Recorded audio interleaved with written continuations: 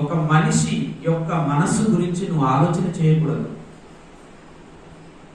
ఎందుకంటే ఈ భూమి మీద ఉన్న మనుషులలో ఎవ్వరి మనస్సు కూడా స్వచ్ఛమైనది కాదు. ఏ మనిషి యొక్క మనసును చూసినా ఆ మనసు చెడిపోయే ఉంటుంది. కాబట్టి మంచి మనసున్న వారు ఎవరున్నారు, ఎవరు దొరుకుతారు, ఎవరు కనబడతారు అని మనుషులలో మంచి మనసును వెదకాకు. ఏ మనిషిలో మంచి మనసు ఉండదు. మనుషులలో ఉన్న మంచి మనసును వెతికితే నీ మనసు పాడైపోతుంది. ఎందుకంటే ప్రతి ఒక్కరి మనిషిలో ఉన్న మనసు పాడైపోయిన మనసే.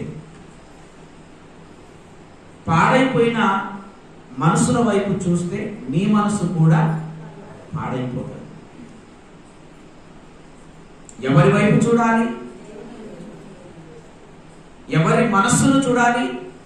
క్రీస్తు యేసు కలిగి ఉన్న ఈ మనసు మీరును కలిగి ఉండండి. ఏ మనస్సు కలిగి ఉండాలి? యేసు క్రీస్తు కలిగి ఉన్న మనస్సు మనం కలిగి ఉండాలి. అంటే ఎవరి వైపు చూడాలి? ఎవరి మనసును చూడాలి?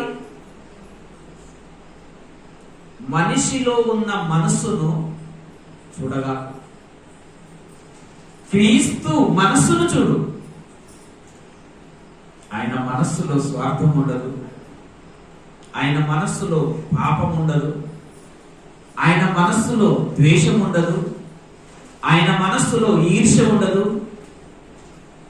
ఆయన మనస్సు మల్లె కన్నా తెల్లనైనది, మంచు కన్నా చల్లనైనది, పాల కన్నా స్వచ్ఛమైనది.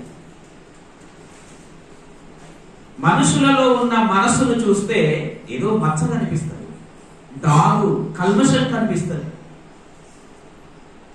అందుకే పరిశుద్ధాత్ముడు రాయించాడు, క్రీస్తు యేసు కలిగి ఉన్న ఈ మనస్సును మీరు అంటే మనం ఎవరి వైపు చూడాలి అంటే మనుషుల వైపు చూడటం మానేసి మనుషులలో ఉన్న మనస్సును చూడటం మానేసి క్రీస్తు మనస్సును చూడాలి, క్రీస్తు వైపు చూడాలి.